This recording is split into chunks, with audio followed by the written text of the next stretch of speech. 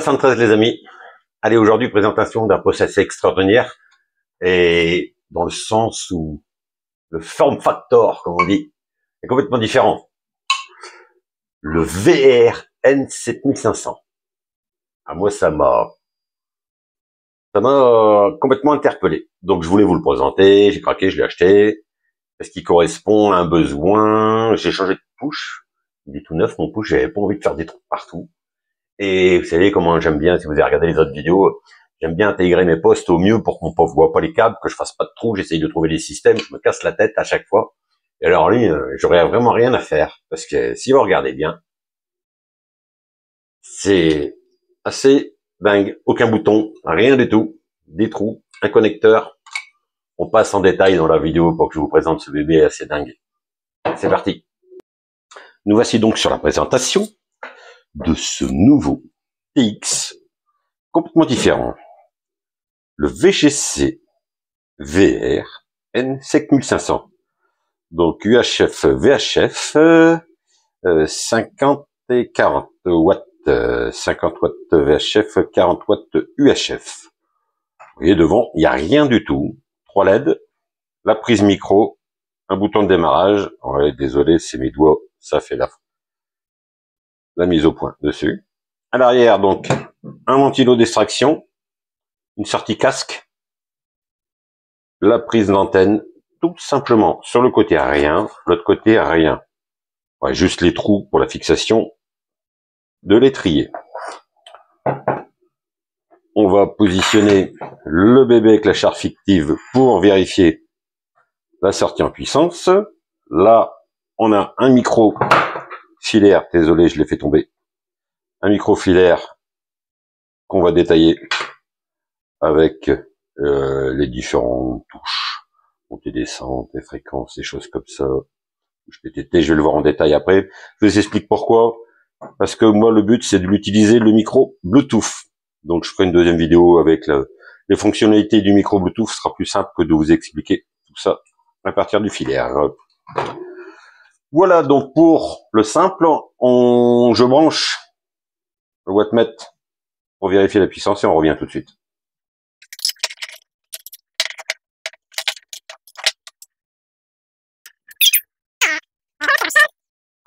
Donc, test micro, on se trouve sur 544, 145, sur chaque fictive, on y va.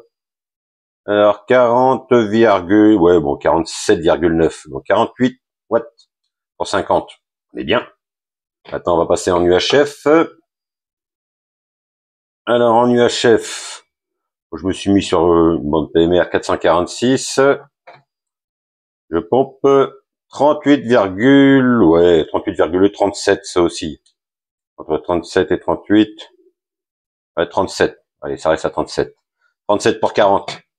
On est bien, ça respecte. C'est bien, ils sont pas trop optimistes, les Chinois.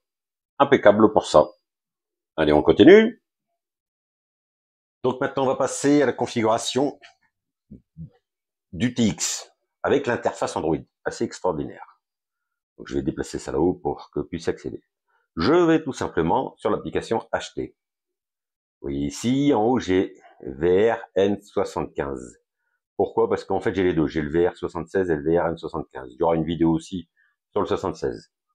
Le 75. Donc, toutes les fréquences, on les programme tout simplement en tactile à partir de l'application. Exemple, je clique dessus, je reste appuyé. Edit Channel. Hop, je vais me remettre là pour que vous voyez bien. On le nomme, on choisit sa fréquence en la tapant ici tout simplement. La fréquence de réception, la fréquence d'émission du relais, le CTSS si nécessaire, on fait défiler, ça va à une vitesse. La puissance, bien sûr, que vous désirez faire sortir ce TX, la largeur de bande. Après, vous pouvez interdire le passage en émission, par exemple, imaginons que vous ayez programmé, je ne sais pas moi, la police municipale ici à côté que vous écoutez du village, pour éviter les fausses manips en appuyant sur le mic, vous pouvez désactiver. Bon, le talk around, le scan autorisé, vous venez ici en haut à gauche, vous faites en haut à droite, pardon, vous faites un save. Vous voyez, c'est assez simple pour programmer tout ça. C'est vraiment bien fait. Je ne passe pas dans les détails de la map, de ce qui est utilisé, de ces choses-là. Je vous expliquerai plus tard dans d'autres vidéos les groupes de canaux, comment prendre un cadeau, la SSTV parce qu'il peut envoyer des images. Qu'est-ce qu'on a encore? Bah, la PRS bien sûr. Sur la carte ici, vous verrez plus tard. Après, on pourra activer la PRS sur la carte intégrée. Et surtout, moi, le but de tout ça, c'est que ça va venir dans la voiture. Vous avez vu le principe de ce poste. Tout se fait en Bluetooth à partir d'une interface Android ou Apple, hein, si vous avez un Apple. Donc, vous avez compris l'avantage, caché dans le capot moteur. Rien du tout, aucune connexion, aucun fil qui passe à travers. Le micro en Bluetooth, l'interface en Bluetooth. J'ai trouvé le concept assez différent. C'est novateur. Il n'y a pas eu encore de radio qui ont fait comme ça. Il est plutôt pas mal. Moi, j'aime bien. Et il correspond à un besoin que j'avais. Et en espérant que ça puisse vous aider si jamais vous posez la question comment intégrer un poste dans une voiture sans faire des trous de partout. Voilà, en espérant que cette petite présentation vidéo vous a plu. On passera à la prochaine vidéo où je vous expliquerai un peu tous les menus intérieurs détaillés. La SSTV, comment configurer la PRS.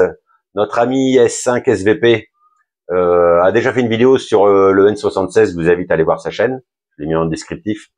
C'est le même principe en fait que celui-ci.